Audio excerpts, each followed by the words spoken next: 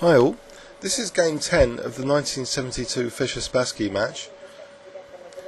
Fischer was playing white and Spassky played the Ruy Lopez variation, in particular the Breyer variation, closed Breyer.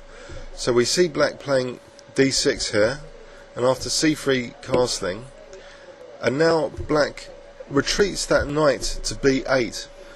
So this is liberating the c pawn, potentially. And also black is often fianchettoing both bishops in this variation. The queen bishop can go here, and this king's bishop can also fianchetto, as we're going to see later. So black is preparing this fianchetto now, because usually the move is like bishop f8, then g6, and then bishop g7. However, in this game, Fischer plays a very interesting move here. He plays b4, and after bishop f8 he doesn't give Spassky too much time to carry on routinely with this fianchetto plan. He plays now a4, attacking on the queen side, so we see this vulnerability on b5. Spassky played then knight b6, and Fischer's not too concerned about closing the position now up with a5, because he's still got a break point with c4 now. After the knight retreats, he can still open up the position with c4 at some point. But before doing so, he points his bishop on this diagonal, but behind these two pawns, because he's going to liberate later with c4. And this will also target e5. So after queen b8, he now plays rook b1. The rook could potentially be useful on this b file later, once these lines open up.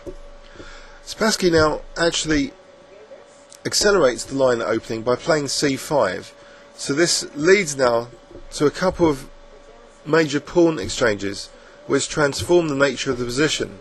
It's much more open now. We see that black has the better pawn structure at the moment, because white has these two isolated pawns. But white has some dynamic counterplay now. After c4 we see this bishop's been liberated on that diagonal. Queen f4, and now black's got actually much better connected rooks here, and these pieces are kind of awkwardly hemming the queen in at the moment. So here Fischer gives up one of his beautiful bishops, his best bishop in fact.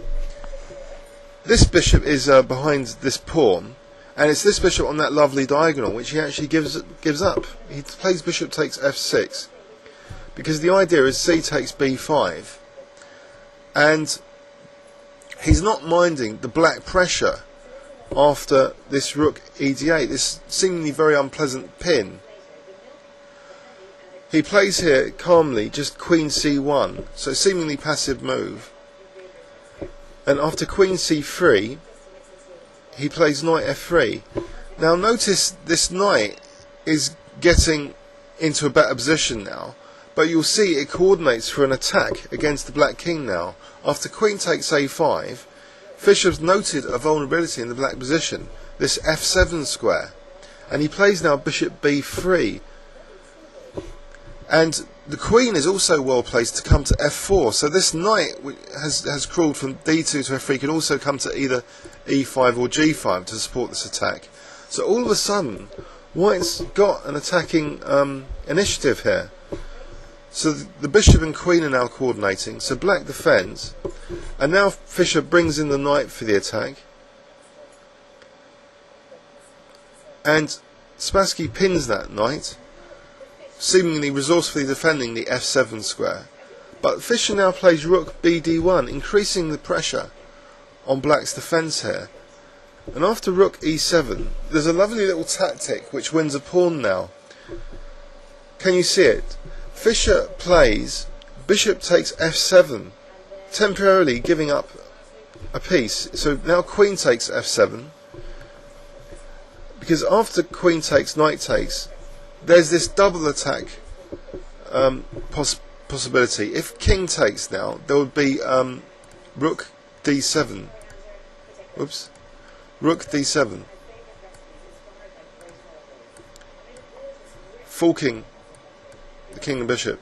So Spassky in this position played actually bishop e4, bishop takes e4.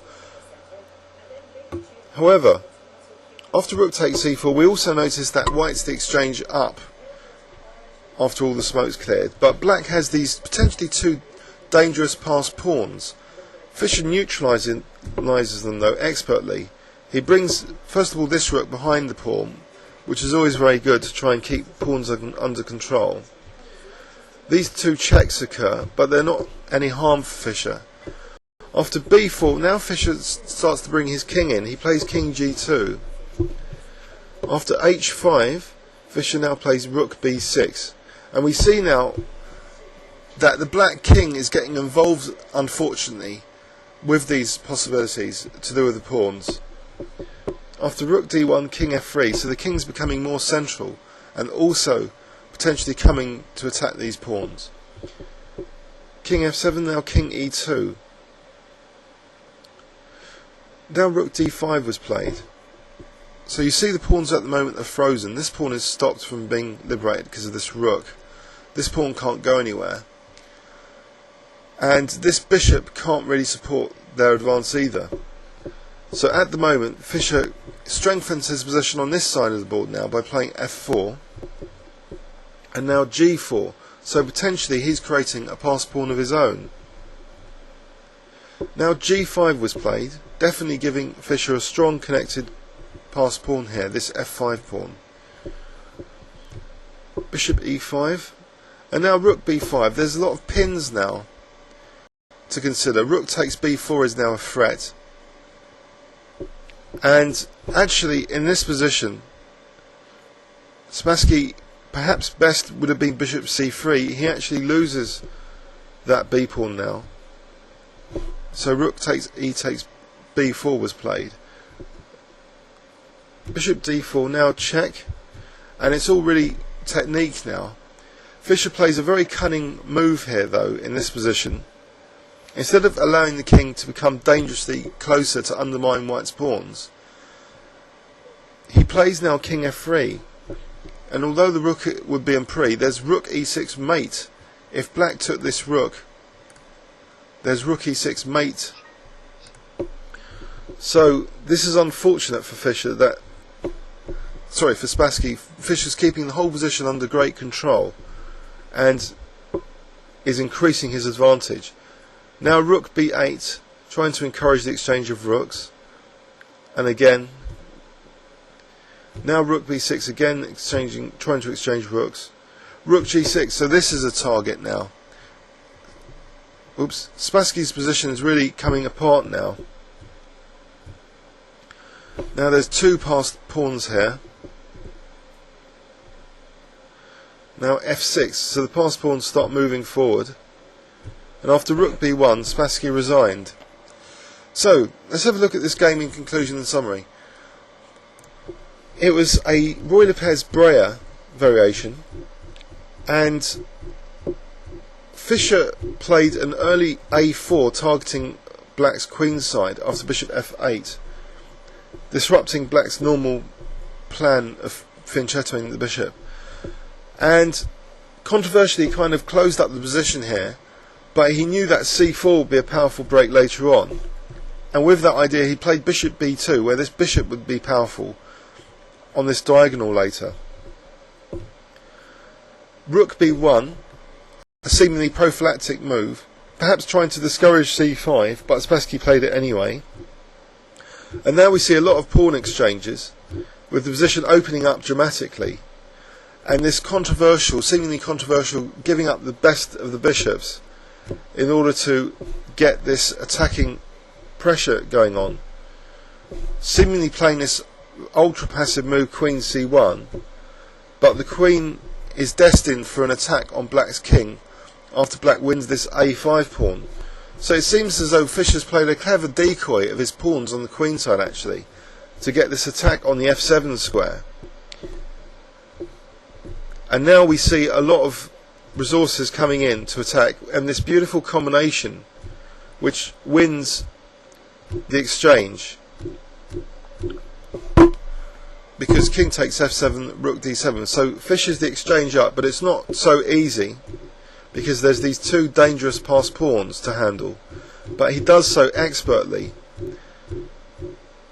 First his rooks stop their advance, and then he starts building up his own pass pawn on the king side, and then there's this clever king f3 move with rook e6 as a threat, and now g5 drops, and after that this is a totally lost position now for Spassky. He resigns here.